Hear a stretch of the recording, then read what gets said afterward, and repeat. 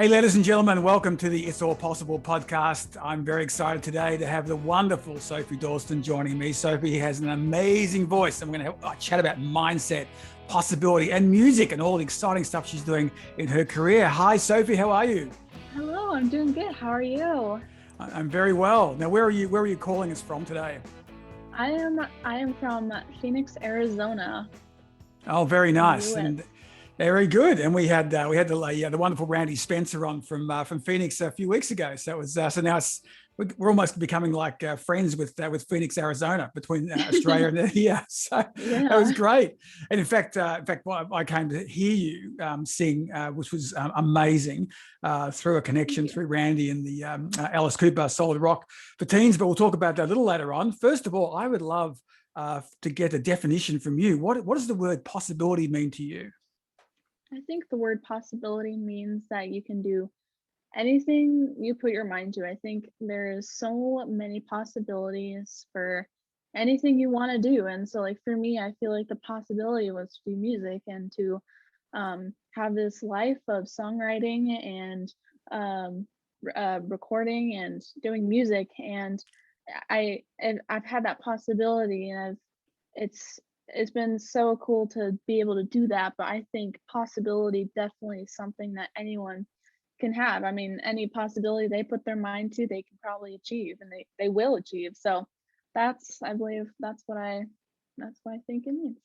I love it. And I think what you've done is you've taken possibility and we turn it into probability by putting your mind to it and taking action, Mhm. which you have done massive amounts of. Now, you've been performing since the age of 9. Who got you Mhm. into that? Who got you into performing? Well, I was first in choir, but then I got into performing by me or my brothers were actually in a little organization, like a little like rock school type band for kids. And so that's what they started doing. And I remember after one day of choir at school, I went to their practice and I was like, oh, this is so cool. Like, I never thought of like singing on stage like that before, or with a band for that matter. And so then that's kind of how it started. I mean, I went in that little kid band with my brothers for a while until my older brother decided to take on a different band and my younger brother decided not to play drums anymore. And so I was like, I'm going to pick up the guitar and I'm going to sing and I'm going to do this whole thing. And so by the age of 13, I was still performing, and I still am, but I decided to perform by myself. So yeah. And so are the brothers older than you, Sophie? Yeah, I have one older brother and one younger brother. My older brother is now 22 and my younger brother is 16, almost 17. Right. Okay. Now, what was the name of the band? The band, our band was called Sophie and the Boys with a Z. Nice. With a Z. Yeah, right. Yes. It's like Boys to Men. You had that Boys to Men was about, I think they had the Z or the Z, as you say in the Uh-huh. US. There you go. And when did the voice, I mean, you've got an incredible voice. I mean, the first time I heard you, I was like literally blown away. It's just one of those Yeah. voices that if you go to Sophie's website, we'll give you all the details later on, ladies and gentlemen. But when you just hear you sing, and there's a couple of really great clips on your site where you just got the guitar and you kind of don't know what's going to happen, and then you just sing, and it is amazing. When did people recognize that voice, or even yourself? Did you recognize, hey, you know what, I got a kind of an interesting voice. I think I can do this. Yeah. Thank you, by the way. I think I don't know. I mean, like I said, I've sung for a long time. I don't even remember the first time I would consider myself starting to sing. But like I said, I was in choir, I was in all these little things, but I think I don't know. I mean, when I picked up my guitar for the first time, like when I started learning it and when I was writing songs, and then I was like, all right, this is what I want to do. I think that then I found my real voice, and I think I developed it then. I mean, I went from choir to singing on stage. I mean, yeah, so I think definitely around either, I mean, middle school or something like that, but yeah. And what sort of music were you singing when you're doing Sophie and the Boys when you're younger? What sort of music were you singing then? What sort of covers and things Um like that were you doing?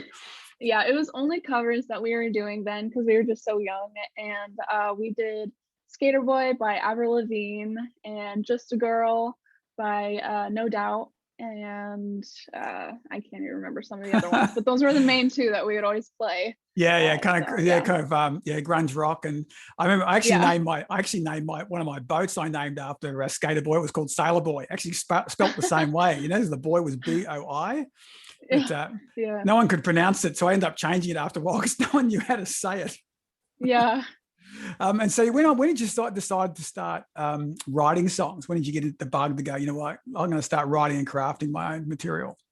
Yeah, I started writing songs when I picked up the guitar, actually. So I mean, I picked up the guitar, I think like 13, and then I just remember after performing a couple times with covers, and I was like, I really want to be able to write my own songs and release them and share them. And so I was so into it, and I released my first song when I was 13, Beauty of the Heart, and it's out everywhere. But yeah, so that was it's a good first song for a 13-year-old, I believe. Yeah. I mean, I think it's a really cute song. It has a good meaning to it. But yeah, so I mean, from then on out, I've been writing ever since.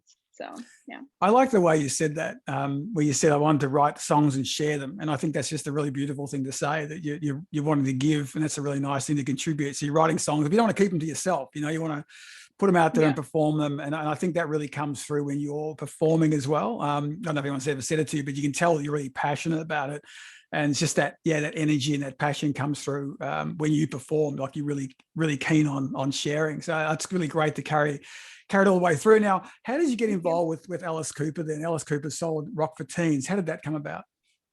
That came about when I was, I think, 13 or 14, when I decided to, I heard through my brother's band at that time that there was like a competition that Alice Cooper was setting up. And so my parents were like, you should just try it out. Like my brother's band did really well in it, and like they really loved it, like getting connected with people. And yeah, it was a really great thing for me to do. And so I was like, you know what, I'm gonna just do that and see how it goes. And I've definitely grown so much from that. And then going to that competition called Alice Cooper's Proof is in the Pudding, I then started going to the Rock about like a year or two into that competition. I was like, you know what, I want to check this out and see what it's all about. And yeah, and then I had friends there already because of the competition. It was really fun. But about like 15 or so, I think I actually started going to the Rock. And yeah, it's been a really awesome thing for me. Definitely has helped with like growing as an artist and not marketing, but like connecting with people. So yeah, which is kind of marketing. It is in a way, isn't it? It's that's connecting, and people get to hear about you hear about other people. The power of voice, what they call it, the trusted voice. Someone hears about you and thinks, hey, Sophie could do that, or you hear about somebody else. So I kind of think it's kind of connecting and networking with purpose. Is what you're doing. And when you talked about you grew as an artist back there, what are some of the things? What do you mean by that? Can you unpack that a little bit about what you meant by you grew as an artist? I think for that, it was definitely with like their competition and being involved with other musicians. I think it was the learning what other people did, like seeing how to present myself on stage, seeing how other artists wrote songs or sang, and so I definitely grew with different aspects of doing music.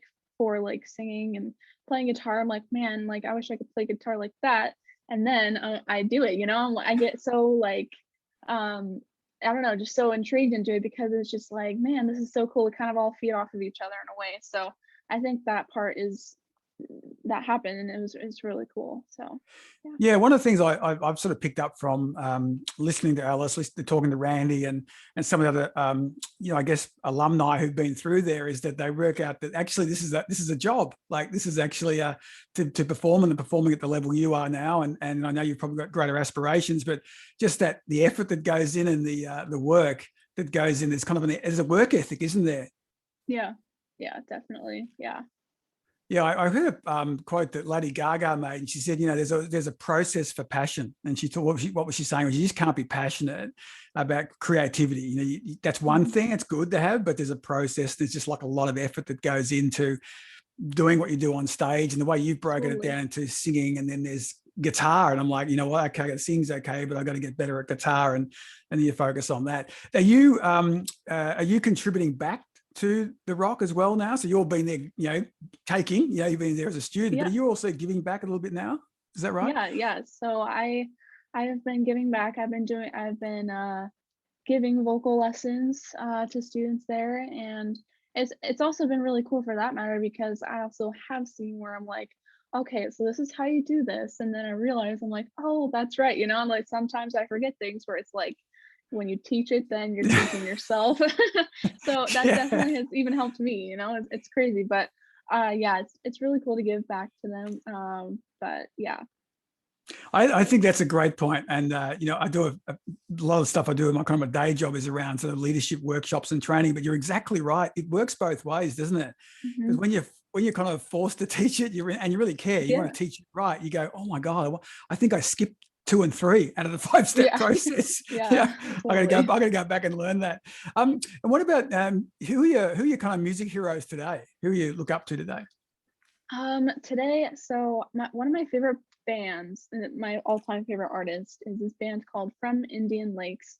They're from California, but I remember my brother showed me them my freshman year of high school, and I just have been in love with them ever since.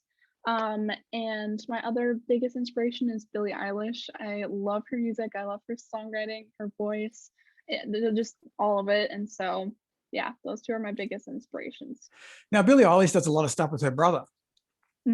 Yeah, And you're doing stuff with your brother Alex, I think, with the new music coming out. How long has that yeah. collaboration come about, or how long have you been doing that together?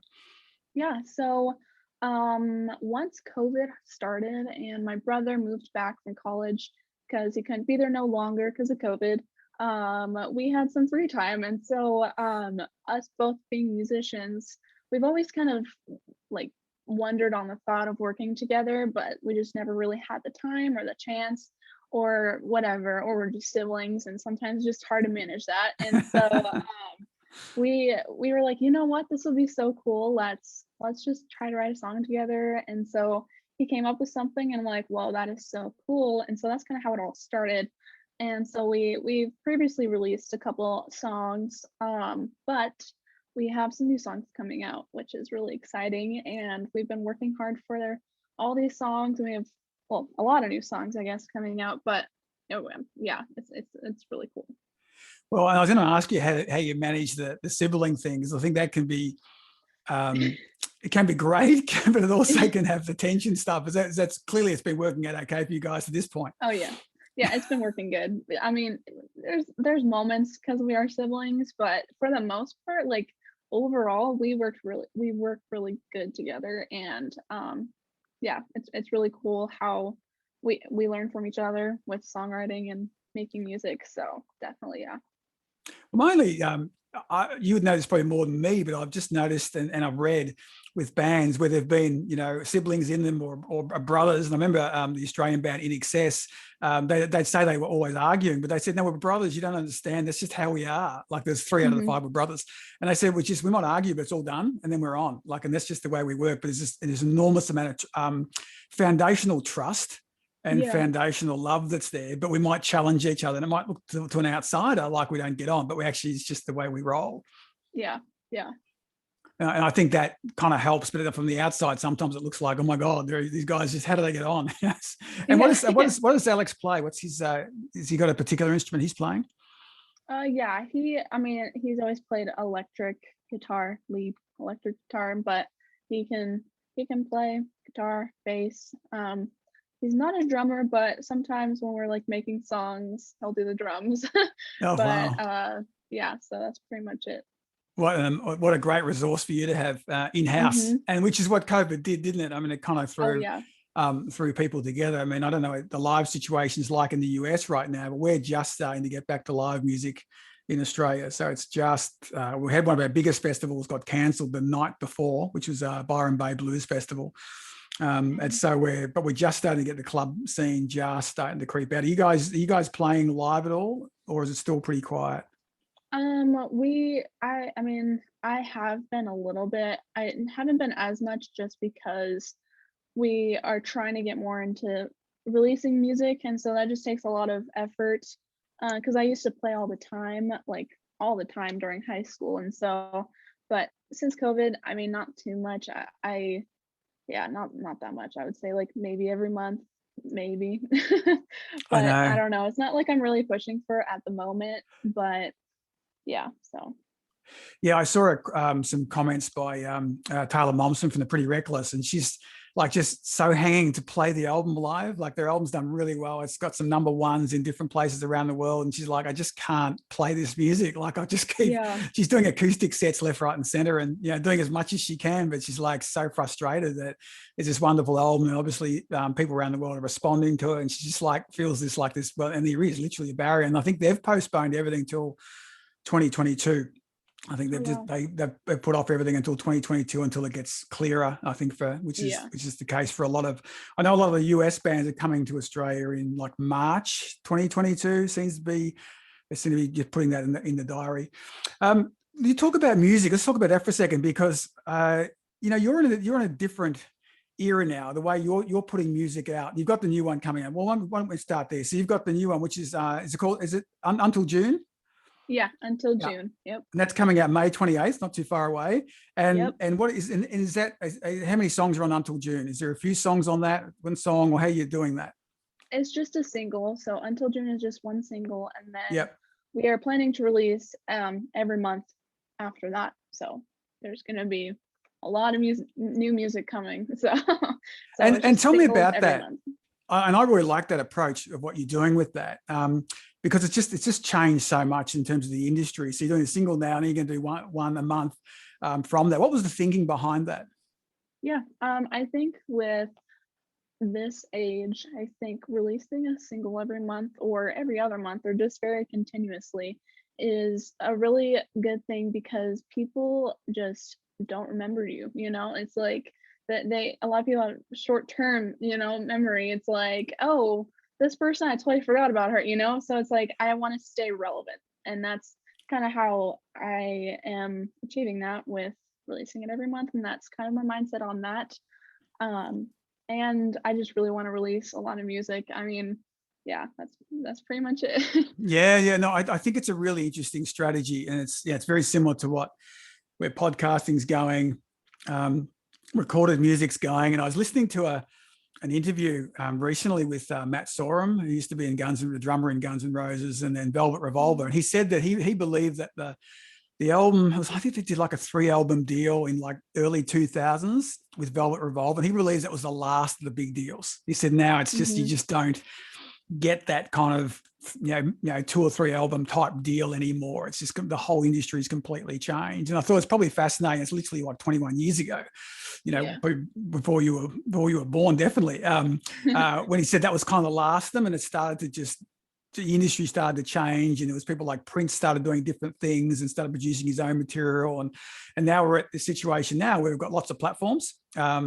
And I think that's a really good strategy. I think keeping relevant is definitely the hardest thing. Like producing, I think it was like about 10 years ago, someone said the hardest thing was like producing your music at home, like getting it recorded, getting quality, that's Yeah. pretty good. Now it's actually like, how do I stay relevant? Which is, Yeah. your point exactly. Does the rock teach you things like that as well? Do they cover things like marketing and thinking about how to keep your brand going? Yeah, they do. They do have, I believe, a class going on right now where they did, and it was about stuff like that, about different things that aren't just, guitar or bass or whatever. So it was definitely more of a marketing perspective and a lot of stuff like how to release a song onto any platform and stuff like that, which I think is really cool for these teens to learn that. So yeah, it's really cool. And how have you approached that? So what platforms do you go out on specific platforms? Is there some that you don't do and you do? How did you work that out? I believe I'm on all platforms, so all Spotify, Apple, YouTube. I think I am on all of those. My mom sometimes helps me with releasing songs, so she definitely knows way more about that than I do. But Big shout for out to mum. releasing those, I saw your Instagram with your mum on for Mother's Day. So well done. You're looking after oh, her there. yeah. And so yeah, so kind of helps out with that. But yeah, I think I'm on all platforms. So I don't know. Yeah, it's interesting. There's been also a resurgence. I don't know if you've seen this, but a resurgence in vinyl as well. So people putting stuff out on vinyl, kind of this retro kind of feel. But I was talking to an artist about it, and they said, well, one of the things that they'd seen drive it was during COVID was people was so on their computers all day, for whatever reason for work, and wanted to listen to the music in a different part of the house. Like, so they wanted to kind of go put an album on and put the needle down and just do it differently. And so Yeah. so there was a bit of resurgence to sort of like exploring music in a way that was done, decades ago. And also the cost had come down into sort of producing vinyl. And the other thing they said was you can get vinyl plus you can get a cassette tape, which is, I don't even know how you play those things. I got nothing left, but you can do that almost for the same price. So it's kind of Yeah. interesting, isn't it? How it's all different people are finding different forms to to kind of experience music. Yeah, that's really cool. I've definitely like I mean after all my singles, I want to release like an album with all of those and even more songs, but we were thinking about doing vinyl because I think that would be a really cool different thing. But yeah, I mean even CDs because I've done CDs in the past, but I think vinyl would be really cool. Yeah, what's my youngest son is 19, Sophie, and he's bought heaps of vinyl through COVID. And he actually asked me, he said, "Hey, where do you buy those big CDs?" So he said to me, "Right, where do you buy the Yeah. big CD?" I'm going, "What are you talking about?" And he goes, "You've got this collection of big CDs." And I Yeah. go, "No, it's CDs, they're actually vinyl." And he goes, "Oh, you don't want to get it." He's really into Billie Eilish Oh as yeah. well. And he's into Grimes and a whole bunch, and Lana and all those. And so but they've all done really cool vinyl, and so he's ordered this whole bunch of vinyl and he's got them up on his wall. It's like so weird. It's like back in like, I don't know, the 80s or something, but it's just Yeah. that connection because we haven't been able to go live, and you have this and of course you have so much more artwork you can do, which is probably why some of the stuff you're doing, you can do so much more creativity on some artwork and things on vinyl. Yeah, definitely. And so when you're going every 4 or 5 weeks, have you how long does it take you to put a single together? So if you're releasing them, have you got like 6 months worth, or you just, as you're going along, you're kind of putting them together? What do you tell us about that? Yeah. Right now, I have about 3 songs ready to be released. Like if I all of a sudden needed to release them right away, I can. But and that's from the beginning of this year is when I started those. So it kind of took a while for that to happen just because of some just technical stuff and planning and stuff like that. But I mean, if we were talking about like let's get a song out as soon as possible, the thing I think it would take like a couple weeks probably for one to write the song and then record it. Well, I think it would take more than a couple weeks just because you might want to I don't know, just take time and not Yeah. rush it. But yeah, so I don't know. I think for me it would be like about a month for one song, but then also at the same time I'm doing all these other songs on top of it because like right now I mean like I said I have 3 done, but I have like what was it 10 more um demos done, so I have like 10 Oh wow. Okay. ideas. And Yeah. so it's like now we just gotta like go and record them and everything like that. So it's I don't know, it's like a kind of a difficult question I guess because I kind of do things out of order almost, it's like, and every time I've released a song it's been different, so I don't know, It is a it's really hard. It's no, you know what, Sophie? It's a great question. It's a really hard one to answer. yeah. Yeah, I remember someone asked Dave Stewart about a song, and I think it was "Would I Lie to You" from the Eurythmics, really big popular song. And a journalist from Rolling Stone said to him, "So, Dave, how long did it take you to write, this epic song?" And he's like, "Nah," he said, "About all off about 10 minutes." right? And the journalist was like, are you kidding me? Like, that's ridiculous. And then Dave said, hang on a second, you fail to understand. Let me explain it better. It took me 10 minutes to write it, but 25 years to learn to write it in 10 minutes. And I think that's the interesting part, that you get better with creativity and you go, I can refine that. I can get, and so when you're early, you're kind of refining and you hear it and you want to go down. So sometimes it can be like, yep, we got it, to, you know what, it's going to take a year before it actually becomes something we want to release. But that's great. You got 10 in the kind of, you know, in the can, so to speak, or in the demo. How did you come up with the name Until June? I don't know. I mean, when I was writing the lyrics, this song, I'll just tell you the meaning because it goes with it. The meaning of this song is, I mean, in the song I say you a lot, like, oh, like I wanted to do this, but you said this, like, so the word you means doubt. And so I don't know, I feel like being cooped up in COVID and quarantine, all this stuff, sometimes you might not feel as confident as you were when you were active, you know, like out with people and like whatever. And so I feel like this was definitely about just doubt and just like fear and all that stuff. And so when I say in the song, I say, I just want to lie here until June, but you said time is due. And so it's like, that is about like, I just want to take time and relax, but my fear is just like creeping in and saying, hey, no, you gotta wake up or whatever. You know. And that's what's kind of about, and that's what the song, I don't know, I just came up with, I'm like, oh, that'd be a really cool song name, like Until June. Yeah, I really like that. I think that's a great sentiment too. I think that there's a term going around at the moment, which kind of, it makes me think about that when you mentioned that the concept behind that, called languishing, is that we're not sort of depressed or down, but we're not also really up. We're kind of in this middle part, and we're kind of waiting, and we're kind of languishing until something changes or something turns the corner. But I love the way you said it. You know, it's time. It's kind of like, how long can you languish for? Because we just have to, you know, life moves on.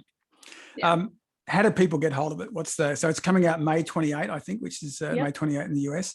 What's the easiest way for people to get hold of that? Get hold of the new track?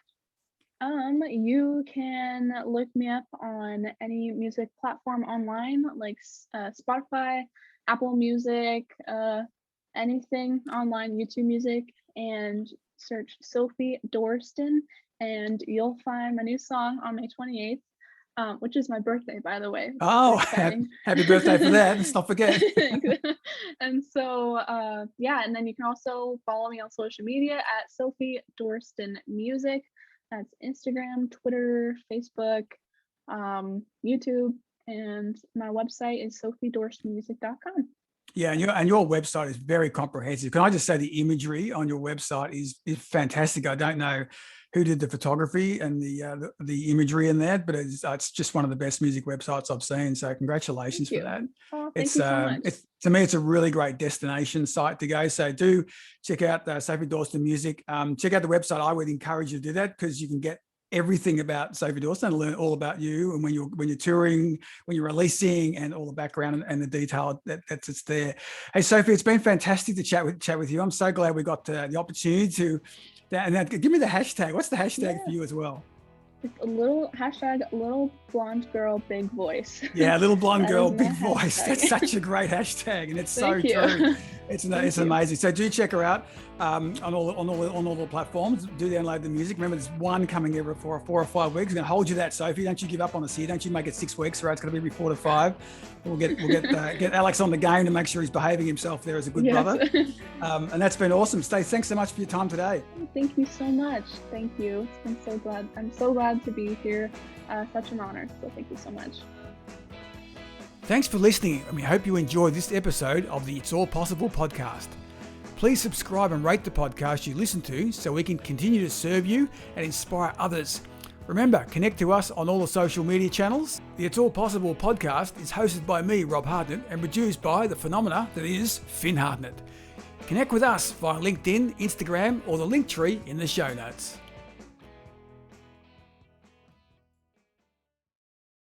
This podcast is a part of the C-Suite Radio Network. For more top business podcasts, visit c-suiteradio.com.